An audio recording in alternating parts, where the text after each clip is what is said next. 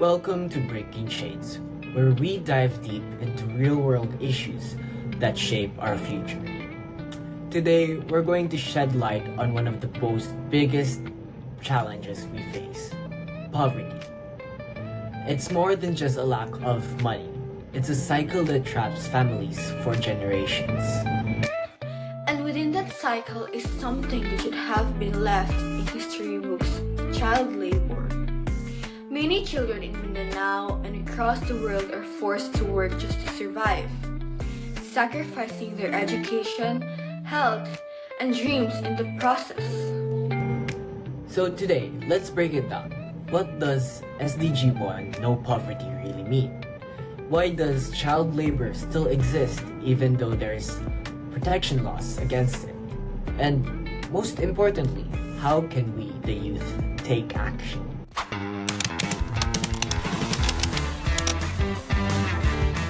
Today, we are discussing child labor, a topic that is not just important but also urgent. It's a subject that's often hidden behind closed doors, something that most people don't like to talk about, but it's the reality that's affecting children across Mindanao and the world. Child labor isn't just about kids working to help their families. It's about a system that traps families in poverty, keeps the children from getting an education, and denies them from their right to childhood. Exactly, Ira. And while we have child protection laws in place, the sad truth is child labor continues to persist in many areas. Whether it's in agriculture, mining, or even domestic work, too many kids are still being exploited because of systematic poverty and economic inequality. It's a cycle that's hard to break, and today we're going to be exploring why this issue is so persistent and what we can do to make a difference. That's why we brought in three of our peers, Rafael Limpin, Charles Tarazona, and Al-Amir Abdul Halim, who have their own perspectives on the issue of child labor. They'll help us understand how child labor is intertwined with the broader issues of poverty. Together, we'll break down the barriers that prevent progress and discuss how we, as young people, can be part of the solution. Absolutely. So, our goal today is not just to talk about the problem, but to inspire action. We're going to explore why child labor still exists, how we can advocate for stronger enforcement of laws, and most importantly, how we can contribute to ending this cycle of poverty that keeps children from living the life they deserve. This conversation is going to be eye-opening, so stay with us as we unpack this issue of child labor and how we can fight for a future where no child is left behind. Rafael and Charles, welcome. So, how are you feeling today? Thanks for having us. I'm feeling good and excited to be here. Though I know this topic is a heavy one. I agree. I'm looking forward to the discussion, but I can help a bit feel guilty, especially when I think about how some of these kids can't even go to school while we complain about homework. Right? It really makes you pause. We stress over deadlines, but some kids don't even get a chance to dream about the future because they're stuck working long hours just to survive. Exactly. So, let's start with the basics. How do you think that child labor and poverty are linked? At its core, it's about survival. Families living in poverty can't always afford basic needs, let alone education. So, children end up working to help support their families, even if it means sacrificing their future. And the worst part is, this creates a cycle that's nearly impossible to escape. Without education, these kids have limited skills and fewer job opportunities, which means they are likely to end up in the same situation as their parents. That cycle continues generation after generation. And this is not just happening in the shadows. You'll see children working in markets, on plantations, and even in factories. Some are even doing dangerous work, risking their health and safety. And despite the existence of child protection laws, child labor is still happening. And that's the big question. Why do these laws seem ineffective if child labor is illegal? Why does it continue to exist? And more importantly, what can be done to stop it? A big part of the problem is enforcement. The laws are there, but the system to monitor and act on them is weak, especially in rural and informal sectors. Many of these cases go unreported because families see their children working as a necessary means to survive. Yeah, and sometimes people don't even recognize it as an issue. It's seen as helping out the family, but they don't realize the long-term harm this does. Until society as a whole acknowledge the consequences, change will remain slow. So, it's not just about having laws, it's about enforcing them and ensuring that families have a better option. Which brings us to education. Many people say that education is the key to breaking from poverty. But is it really that simple? Good question. We always hear education is the key to success. But for these children, even attending school can be a struggle. What do you think, Al? Education is crucial, but it's not always accessible. Some kids drop out because of transportation costs, lack of school supplies, the need to work. Just having schools just won't cut it. It isn't enough. Families need support to keep their children in schools. Exactly. Even if they do attend, many are too tired to focus because they've been working before or after classes. Education alone won't solve this unless it's backed up by social and financial support. I used to think, why don't these kids just go to school? But now I see how complicated it is. It's not just a matter of going to school. It's about being able to survive and thrive while doing. Oh, okay. So, saying education is the key without providing necessary resources is like giving someone a key to a door that's locked from the other side.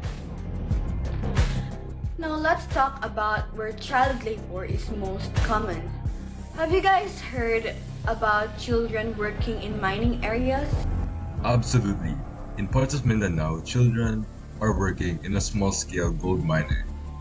They handle toxic chemicals like mercury and work in unsafe conditions because their families don't have any other source of income. And it's not just mining. In agriculture, kids are forced to work in fields, often under the scorching sun just to help harvest the crops. Even in fishing community, children work in dangerous conditions at sea. You know, it's really heartbreaking. And the worst part is some companies are exploiting this situation and they profit from cheap labor knowing that families have no other options. It's so sad, right? And as these kids grow up, they often find themselves stuck in the same cycle because they never had the opportunity to learn skills or gain education. More often than not, they remain trapped in that cycle of exploitation. So if child labor is tied to the economy, should big companies be held accountable for this? Absolutely. Companies that use child labor, even indirectly, to their supply chains need to be held accountable. But consumers have a role to play too. We need to understand where our products are coming from. Exactly. We often hear, vote with your wallet. But how many of us actually take the time to research the brands we support? And child labor isn't just about working in fields or factories. Some children are forced into begging, street vending, and other exploitative jobs that put them in risk. Right.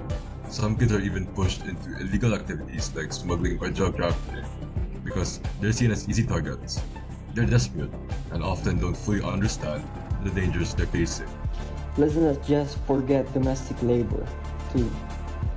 Children working as house helpers often unpaid or underpaid, with no legal protections. In many cases, they face abuse from their employers but have no way to escape. It's really an ugly reality, and yet many people turn a blind eye. You know, it's easy to say, oh, that's just life, but that attitude allows this cycle to continue. If we ignore it, we become a part of the problem. And so the question is, what's stopping the government from fully addressing this issue? Is it simply a lack of resources, or are there deeper issues at play? It's a mix of both. Some leaders do care, but corruption, weak enforcement, and lack of funding make it tough to tackle the problem. Then, there are those who just don't see it as a priority. It's frustrating. Laws are in place, but they're useless if they're not enforced. It's like putting up a no trespassing sign while leaving the gate wide open. And even when cases are reported, the process is so slow that families give up. They need immediate help, not years of waiting for justice. Exactly. That's why community-led initiatives like nonprofits, student groups, and local advocates are so important. Sometimes change starts from the ground up, not from top to bottom. A multi-layered approach is needed. First, stronger financial aid for struggling families, cash assistance, food programs so that kids don't need to work just to survive. Second, better enforcement of child labor laws, especially in rural areas. And now let's talk about accountability. Are the government and private sectors doing enough? I'd say no. There are programs, but they don't always reach the people who need them the most. Sometimes, it's a due of lack awareness, other times it's bureaucracy. And let's not ignore corruption. Resources don't always end up when they are supposed to. That's why awareness is crucial. The more people understand their rights and the impact of their child labor, the more pressure we can put on those in power to make real change. The problem isn't just poverty, it's the system that keeps it going. Now that's a powerful point.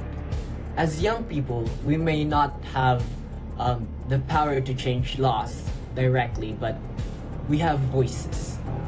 Speaking up, raising awareness, and educating others can spark real change. And before we wrap up, let's leave our listeners with something to think about. What can we as students and advocates do to contribute to the fight against child labor? Great discussion, everyone. Thank you to everyone here for sharing their insights. So let's keep this conversation going and take action. Real steps toward breaking the chains of child labor.